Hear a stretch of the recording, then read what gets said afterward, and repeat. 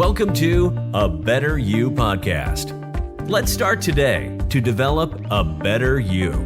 This podcast takes on life's challenges and obstacles, such as overcoming addictions, behaviors, midlife career changes, to keeping your family together. The show that gives you take-home assignments to overcome obstacles of the week. Receive godly wisdom for a more fulfilling and purpose-driven life with Anthony McFarland. Let's get started with crafting a better you. Here's what you have to understand. While we can't control others' behavior, we can draw godly boundaries that will actually lead to progress for our own lives as well as for those we do life with. And so if you're ready to overcome the frustrating cycle of ineffective boundary setting, listen to me. This is the podcast for you. And I'm glad that you tuned in. And I also want to encourage you to share this podcast with those that you know and love. Now, with that being said, it's time to do some work. Get a pen, get a pad, get a piece of paper so that you can take some notes.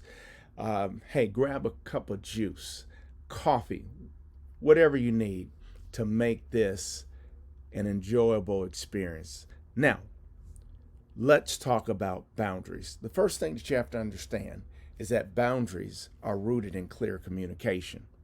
You see, the more precise you can express your boundaries, the more likely your boundaries will be respected. While you may need to repeat yourself, a few times, don't feel the need to apologize or explain your boundaries once you're clear on what your boundaries are. Like an invisible fence around the perimeter of a yard, boundaries establish where your space ends and someone else's begins. If a dog can recognize and respect that perimeter, so then can everyone else in your life. So now, what are healthy boundaries? Healthy boundaries are the limits you place around your time, emotions, body, and mental health to stay resilient, solid, and content with who you are. So some of the things that I'm going to share with you, some of these points will empower you to protect you from being used, drained, or manipulated by other people in your life, whether it's in your personal circle, business circles, your network, etc. See, you can set boundaries around your emotional energy, your time, your personal space, intimacy within a relationship, morals and ethics, material possessions and finances, even social media, believe it or not. Let me share something with you. I've experienced people that would, earlier on when I was learning social media platforms, that would send some crazy stuff. And I made it clear that I don't get down like that. Don't send me crazy stuff, right? Because I don't have space for it. I don't have time for it. I don't have the energy for it. And I definitely don't open up the door to a lot of the junk that goes on social media. Why? I have boundaries for myself. See, boundaries can be set with your family, friends, in dating relationships, your coworkers, even with your supervisors, as well as strangers. And although they aren't as blatantly clear as a fence or a wall or a no trespassing sign, healthy boundaries communicate to others what you will and will not tolerate. In short, boundaries empower you to take charge of your life, not someone else's. Now, you may be saying to yourself, why do I need boundaries? Well, personal boundaries are at the root of a fulfilled, balanced life. Without them, people can quickly lose themselves, hear me, in their work, relationships, family, obligations, or even service to others. I had a session with a therapist once, and she asked me, What decisions do you make that are good for you without feeling like you have to make every decision you make has to be in the interest of someone else? And that was like groundbreaking for me. See, it's important that you understand how to set boundaries. That boundaries is really about you. It's not about other people, because they help define what you are willing to say yes to and what you decide to say no to. They give you a sense of agency and sovereignty over your own life, over your own decision making, like an internal compass. Boundaries can all start with a gut feeling that tells you when you have the time or energy to devote to something versus when you need to say no. And someone needs to hear this today. I learned some years ago, and there's actually a book on it. I think it's by Henry McLeod, I think, but the power of no. And maybe I'm thinking about Henry McLeod because I've taught out of his book, Boundaries for Leaders. But there's a book, and you can find it on Amazon. I can't think of the author, but the book is entitled The Power of No, and I believe it's a red cover book, a red cover book.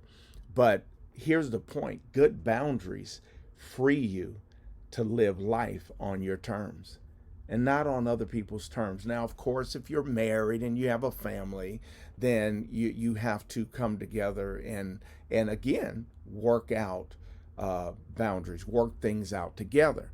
But let's talk about briefly healthy boundaries versus unhealthy boundaries. People with solid boundaries tend to have lower levels of stress and higher self-esteem because they prioritize their well-being. On the other hand, people without boundaries may inadvertently let others take advantage of them. I am all too well familiar with that side of it. And so one of the reasons is you actually lack the confidence to speak up for yourself.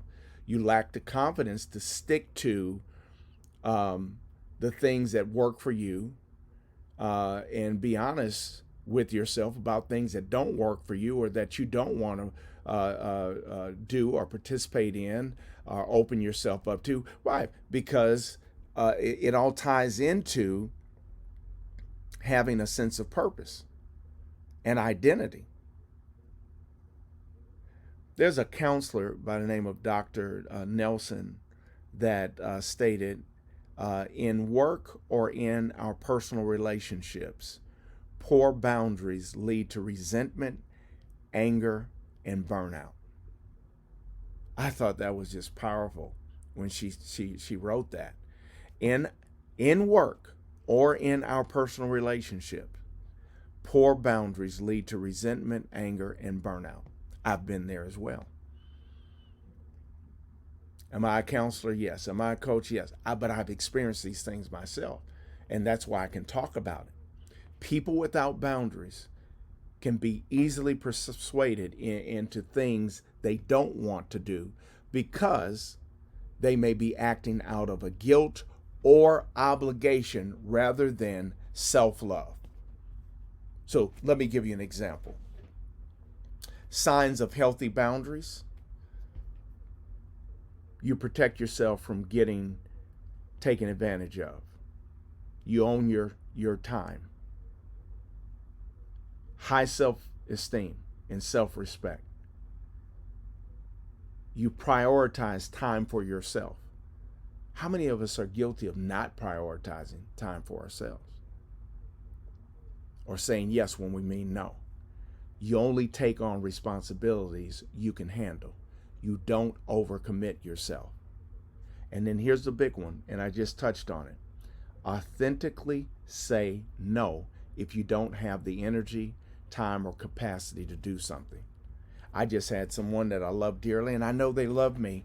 I asked them to assist me once a month with creating this presentation that I do. And they said, you know what, Pastor, my plate is so full, I just can't do it. If you ever have an emergency, I'll be there to give you some relief, but I just can't take on that responsibility. Which brings me to this. Again, what are we talking about? Signs of healthy boundaries. Set limits for others without feeling bad. And then you have to have a strong sense of identity and direction, because if you don't, people will put a label on you, tag you, give you direction, because you don't have identity and you don't have purpose and direction. And then the next thing is take care of your own problems and understand that you can't heal other people's issues for them. That's a big one. By nature, most men are fixers. I am a fixer. And so I've become conscious of that. And I've had to tell myself, Anthony, you can't fix everybody's problems. You can't, listen to me, you cannot heal other people's issues for them. You cannot take on other people's problems as your own. And then it's important that you clearly communicate your needs and wants, and then prioritize your self-care.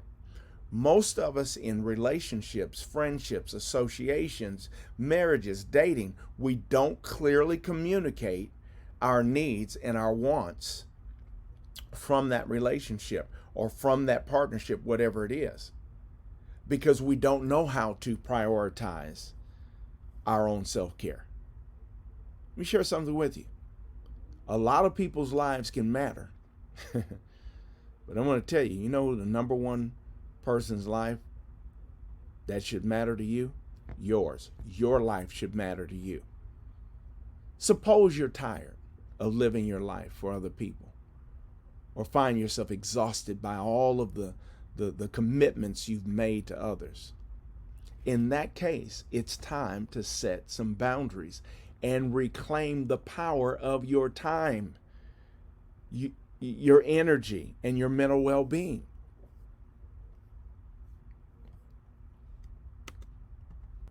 Now, with that being said, in this episode, I'm going to share 3 nuggets with you, 3 principles as it pertains to creating healthy boundaries. The first thing that you have to do is openly communicate your boundaries. One of the biggest mistakes people make is setting boundaries in their minds, but not openly sharing them with people in their life, with people within your family. Sometimes people assume that you should know their boundaries, but if they didn't clearly communicate where they've drawn the line, how will you know when you've overstepped it? So this can seem a little daunting and scary. I'm telling you what I know, but it can feel like a significant relief. It can give you this exuberant feeling. Listen to me. Once you do it, and once you get it out of the way. Excuse me. So, again, it's important that you learn how to be clear. And it first starts with you being clear with yourself. You have to know your boundaries in order to communicate them in a clear and effective way. And so when it's time for you to communicate that boundary with someone, take a deep breath, gather your resolve, and assertively, in a very loving and kind way, express your needs in a kind, direct way so that the other party will be clear. Now, I want to give you a demonstration of that, how to clearly communicate boundaries. So let's look at time boundary, a time boundary. Here's how you clearly communicate a time boundary. I can only stay for an hour, or if you're going to be late, please let me know ahead of time. All right, let's look at an energy boundary. And everybody deals with this with people, especially in their family. I don't have the energy to help you with that request right now, but maybe this can help you. Did you get that? It's okay to let somebody know that, listen, I don't have the capacity. I'm not able to help you with that. But hey, guess what? Here's a resource that might be able to help you. Send them in a different direction. And emotional dumping. We all from time to time get a phone call from somebody that wants to dump. And so here's the response. I understand you're having a hard time, and I want to be there for you, but I don't have the emotional capacity to listen right now. I got a lot of other things going on in my life. I love you. I care about you, but I don't have the capacity for that right now. Perhaps it's personal space. Your personal space. You need to address someone when it comes to your personal space boundary. Here's how you respond. This is what you'll say to them. It makes me feel uncomfortable when you touch or act in this manner. If you can't respect my space, I'll have to leave. Boom, you set that up front. That's a good one, especially for dating or dealing with people with anger issues. Conversational boundaries. Here's how you would communicate your boundary when it comes to what type of conversations you're willing to have, or when somebody's overstepped a boundary. This is not a topic I'm willing to discuss right now. Maybe a commitment boundary. Hey, I don't find those types of comments funny. I'm sorry, not commitment. I said commitment, but a comment boundary. I don't find those types of comments funny. It's not acceptable. Again, maybe a mental boundary. I understand we see things differently, and I respect your opinion, but please don't force it on me. I know you, like me, we've all met people who want to force their opinions on you. But you have to let them know, please don't force your opinion on me. Why? See, that's your boundary. You're teaching them. Maybe a material boundary. Please ask me first before borrowing my possessions. You get that amongst siblings. You get that amongst, people you live with. Or you can say, I would appreciate it if you didn't touch my stuff at all. Why? That's your boundary. Are you following what I'm saying? One of my grandsons, he used to love to, whether it's cologne, shaving, whatever it is, he'd just get it. And I mean, that's my boy, right? But one day I had to tell him, I said, listen, man, you don't just have free access to everything that I have. You have to ask me for what you want. Don't just touch my stuff. And then back to, remember at the beginning, I talked about social media, a boundary. See, here's the response. I don't feel comfortable with you posting that on my Facebook or Instagram page. Don't do that. But then, see, again, you have control over that by making sure that people aren't able to post things on your social media page. To the other extreme, when people DM you, listen to me, you have to have boundaries there. I have told people in a heartbeat, listen, don't send me this garbage. I don't want to hear this kind of stuff. I don't want to see this kind of stuff. You must not know who I am, but I don't play. And so I send that to them, and then I automatically do what? Block them. Because there's certain situations and circumstances where you only get one time to violate a boundary, and then you have to be dealt with. You have to be shut down.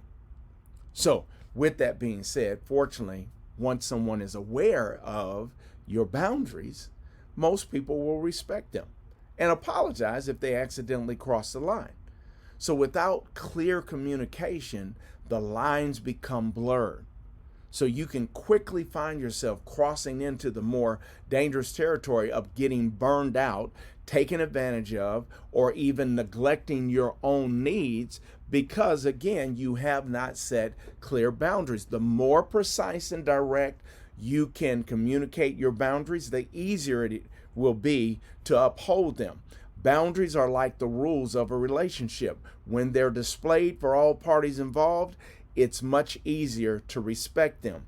But it must be boundaries that you respect for yourself. If you're out of control, if you're a loose cannon, you're all over the place, let me share something with you. I don't care what you share with someone or communicate to someone about a clear boundary, your behavior communicates something totally different. So one of the things that you have to do, and I'll close with this, reiterate and uphold your boundaries. For yourself first. I can't say that enough. It's for you first. So like the invisible perimeter that I mentioned at the beginning, that fence around a yard that protects a dog from running into the street, boundaries protect you from overextending your mental and emotional well-being. But the dog has to be trained not to cross that line. They have to understand where their yard begins and ends.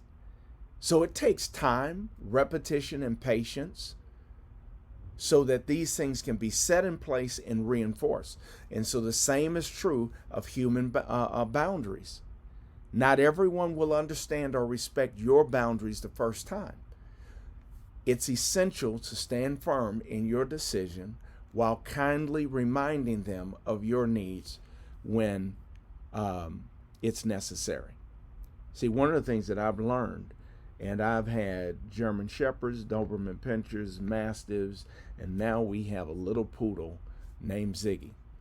A dog will get confused if the yard ends at the bushes one day, but extends to the sidewalk the next day.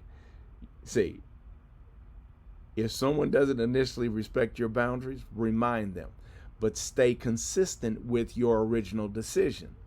My little Ziggy, our Ziggy, knows her boundary. She knows that she cannot cross. There's a line that she can't cross that's way before the exit of our property. That gate. She is clear on what that line is. And she knows not to pass that line. And if she passes that line, there will be repercussions for it. So here's the wisdom, the insight. Avoid shifting your boundaries for somebody else's comfort. If you said, I don't feel comfortable with you contacting me about work after hours, you probably don't want to send the message that sometimes it's okay for you to text me late at night. While it may be awkward or uncomfortable initially, especially if you're dealing with a coworker or even a supervisor, a person who truly wants to be in your life will respect your decisions. Well, that's it. That's all. And tune in to the next broadcast. And I'm going to talk about this some more. I'd love to hear your feedback. I'd love to hear your takeaway. God bless you. Until the next time. Thank you for joining me on A Better You podcast. Thank you for tuning into A Better You program with Anthony McFarland.